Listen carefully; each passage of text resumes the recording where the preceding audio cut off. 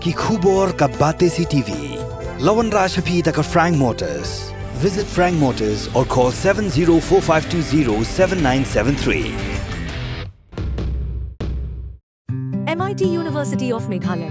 Our admissions are now open for the academic year 2024-25. Explore our best courses, experience global collaborations. Apply today. Ke East West Group of Institution Bangalore kebeladon kemasan post MA bat ke bapau baha ke kod admission na kebenta ke nursing and paramedical course yang jingte bakam benya kol hakini ke number harum. Ka Grace Institution Bangalore ka college puli nursing ka babhatam na kabenta ki khna ka Meghalaya kala play ya ka admission minta.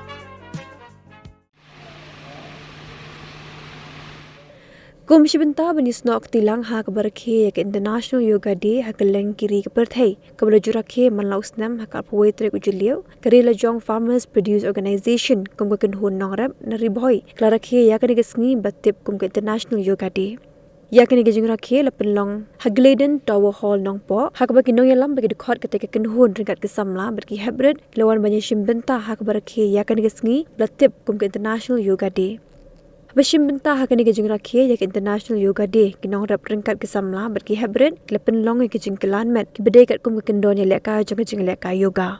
Haba keren shikla pathai ku board ke president but vice president ke Lajong Farmer Produce Organization ke kong Mariam Maring baru PS tor ulapen pau ke jing kemen beklayo ban Rakhe ya kani gesngi International Yoga Day ke beri kesngi kerpang jong ke jing leka yoga beya kani gejat jing leka latip omtang ha India badhakelang kiri ke perthai.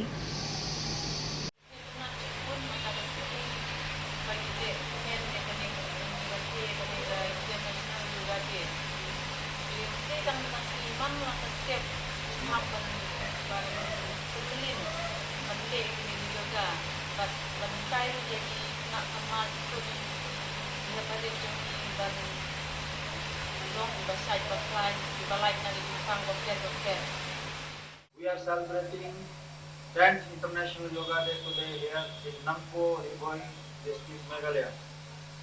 Then we feel very happy to celebrate here International Yoga Day, that our farmers, our youngsters, our workers, party workers celebrating with us today here.